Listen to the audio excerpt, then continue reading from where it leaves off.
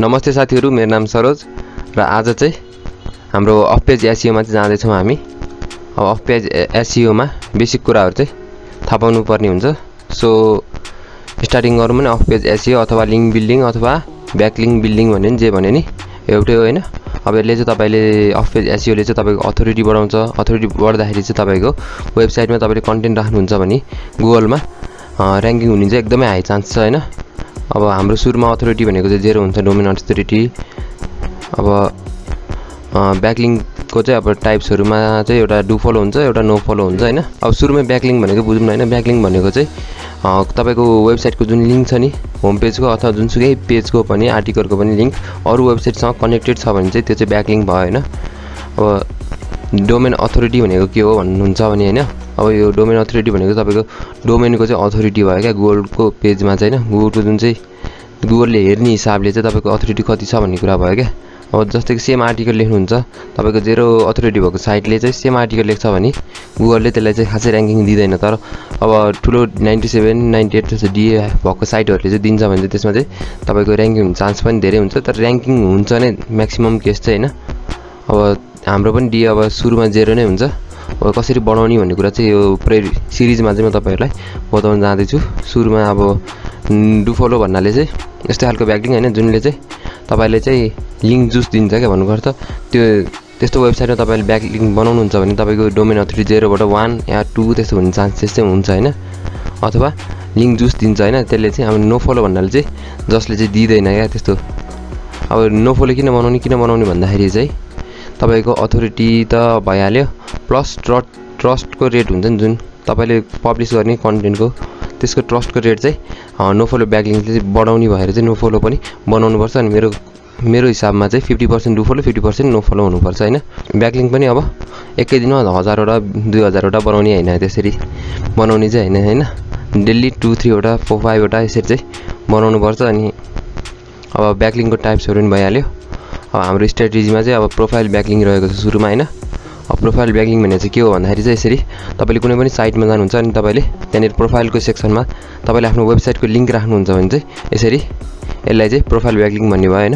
अनि भनेको अर्को भनेको ब्लग कमेन्टिङ भयो हैन। ब्लग कमेन्टिङ भनेको चाहिँ यसरी तपाईले यहाँनिर कमेन्ट लेख्नुहुन्छ तपाईको वेबसाइटको नाम राखेर अथवा लिंक राखेर भने त्यो चाहिँ ब्लग कमेन्टिङ भयो हैन। गेस्ट पोस्टिङ भन्नाले चाहिँ तपाईले एउटा आर्टिकल लेख्नुहुन्छ हैन। अनि युनिक आर्टिकल लेखेर कसैलाई गेस्ट पोस्टिङ अन भएको साइटमा चाहिँ दिनुहुन्छ भने तपाईले चाहिँ त्यहाँनिर डु फलो ब्याकलिंक पाउनुहुन्छ। अनि त्यो डु फलो ब्याकलिंकको सट्टामा तपाईले चाहिँ आर्टिकल दिनुपर्ने हुन्छ। सो यस्तो गर्दाखेरि तपाईको डोमेन अथोरिटी एकदमै बढ्ने चान्स हुन्छ, हाई नै चान्स हुन्छ हैन।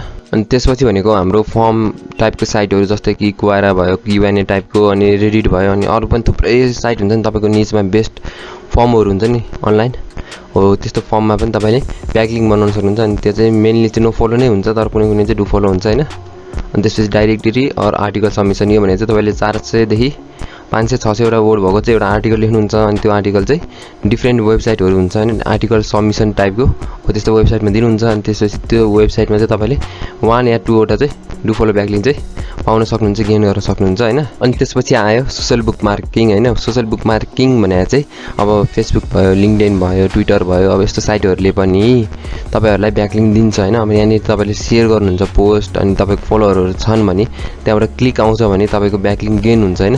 अनि यो पनि मोस्टली चाहिँ नो फलो नै हुन्छ हैन, धेरै नै धेरै नो फलो नै हुन्छ। तर यसले चाहिँ तपाईले गुगललाई सिग्नल दिने भयो यो पोस्ट चाहिँ एकदमै लाइक आइराछ, यो पोस्टमा यो आर्टिकलमा धेरै मान्छेले मन पराइराछ भन्नुपर्दा यसरी तपाईले गुगलमा चाहिँ र्यांकिङमा यसले एकदमै हेल्प गर्छ नि सोशल बुकमार्किङले। यो चाहिँ one of the best source पनि भयो हैन। अनि त्यसपछि आयो वेब 2.0। वेब 2.0 भनेको के हो भन्दाखेरि चाहिँ अब जस्तै यो ब्लगर भयो नि, ब्लगरमा हामीले आफ्नो साइट त होइन नि ब्लगर, तर पनि हामीले आफ्नो कन्टेन्टहरु राखेर पोस्ट गर्न सक्छौं। जस्तै वर्डप्रेस भयो, blogspot.com भयो, यो खास गुगलको एउटा गुगलको भयो, वर्डप्रेस अर्कै कम्पनीको भयो, यस्तो थुप्रै कम्पनीहरुको साइटहरु छ। जस्तै वेबली, जुम्ला एउटा न्यू साइट बनाएर त्यहाँबाट नि ब्याकलिंक लिन सक्नुहुन्छ हैन। अनि यो ब्याकलिंक पनि एकदमै पावरफुल हुन्छ।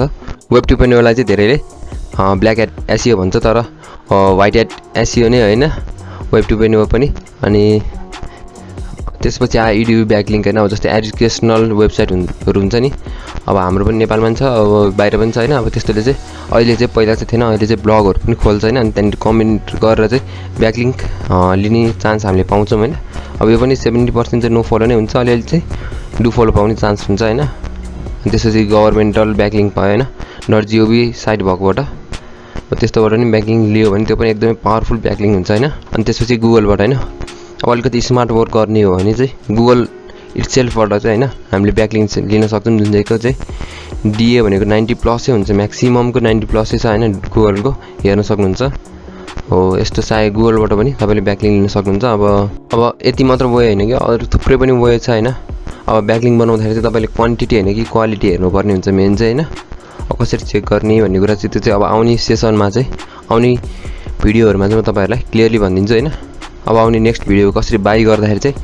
कसरी ब्याकलिङ्क बाइ गर्न सकिन्छ अनि त्यसमै चाहिँ कसरी चाहिँ तपाईले लिन लागेको वेबसाइटबाट ब्याकलिङ्क ठीक छ कि छैन भन्ने कुरा चाहिँ चेक गर्न म तपाईहरुलाई सिकाउन जान्छु हैन अब अर्को भिडियोमा चाहिँ अब यहाँ चाहिँ हाम्रो वीकली रुटिन जस्तै बनाइदिएको हैन सन्डे कुन चाहिँ ब्याकलिङ्क बनाउने मन्डे यसरी बनाउनु पर्छ किनकि हैन एकै दिन 100 वटा ब्याकलिङ्क बनाउनुहुन्छ भने गुगललाई पनि हल्का शंका लाग्ने भयो अनि पेनाल्टी खाने त्यस्तो डिर्याङ्क हुने त्यस्तो चान्सेस चाहिँ हुन्छ हैन सो मेन कुरा चाहिँ तपाईले क्वालिटीमा फोकस गर्नु पर्यो हैन क्वान्टिटी भन्दा अब जस्तै कि एउटा एक्जाम्पल देखाइदिन्छु हैन म मेरै पनि हैन तपाईले डीए चेकर भनेर सर्च गर्न सक्नुहुन्छ हैन अनि त्यसपछि यहाँनेरि यो यसमा गएर चाहिँ तपाईले साइटको चाहिँ डीए चेक गर्न सक्नुहुन्छ हैन मैले चाहिँ यो टेकको साइट लिए हैन अब यसलाई यहाँ टेस्ट गरे भने अब यहाँ हेर्न सक्नुहुन्छ हैन मैले यो टेकको साइट लिए अनि यहाँ चेक गरे हैन क्याप्चा फिल गरेर मेरो यसको चाहिँ डीए 5 छ पीए चाहिँ 9 छ हैन अनि टोटल ब्याकलिङ्क भनेको चाहिँ कतिवटा ब्याकलिङ्क बनाएको छ भन्दा 22 वटा मात्र देखाइरा छ हैन अनि क्वालिटी ब्याकलिङ्क 2 छ अनि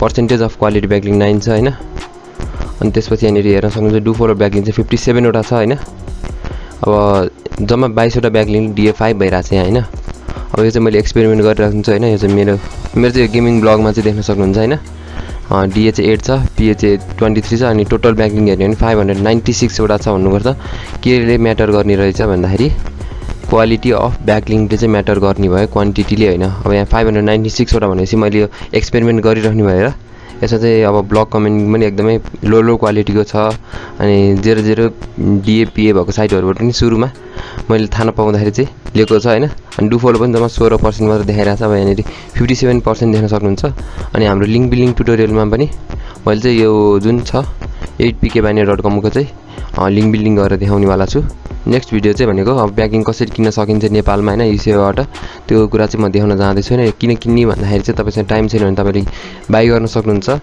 अथवा तपाईले बाइ नगरिकन पनि म फ्री पनि यहाँनेरि भनिहाले यत्रो सबमा सबै फ्री ट्युटोरियल हो हैन यहाँनेरि तपाईले कुनै पनि ब्याकलिङ्क किन्नु पर्दैन यो चाहिँ सबै म फ्रीमा कसरी गेन गर्ने भन्ने कुरा चाहिँ म तपाईहरुलाई आउने अरु भिडियोहरुमा चाहिँ सिकाउन जाँदै छु हैन अब प्रोफाइल ब्याकलिङ्क कसरी बनाउने गेस्ट पोस्टिङ कसरी गर्ने साइटहरु पनि दिन्छु हैन इडु ब्याकलिङ्क पनि लिंकहरु दिन्छु कसरी गर्ने भन्ने कुरा नि म सब भनिदिन्छु अब नेक्स्ट भिडियो चाहिँ म तपाईहरुलाई ब्याकलिङ्क कसरी किन्ने बाइ गर्ने नेपालमा सेवाबाट त्यो चाहिँ सिकाउन जाँदै छु अनि त्यसपछि चाहिँ म फ्री ब्याकलिङ्कहरु चाहिँ फटाफट चाहिँ दिन जाँदै छु हैन लिंकहरु अनि कसरी गर्ने भन्ने कुरा सब वेहरु चाहिँ तपाईहरुलाई फटाफट चाहिँ म तपाईहरुलाई सिकाउन जाँदै छु अब आजलाई चाहिँ यति नै अब नेक्स्ट भिडियोमा चाहिँ म तपाईहरुलाई नेपालमा चाहिँ सेवाबाट कसरी ब्याकलिङ्क चाहिँ बाइ गर्न सक्नुहुन्छ भन्ने कुरा चाहिँ तपाईहरुलाई म सिकाउन जाँदै छु अनि त्यसपछि चाहिँ म तपाईहरुलाई फटाफट चाहिँ यो profile backlink forum backlink web 2.0 guest posting यस्तो सबै चाहिँ प्र्याक्टिकल वेमा चाहिँ तपाईहरुलाई देखाउन जाँदै छु आजलाई चाहिँ यति नै अब अर्को भिडियोमा भेटौँला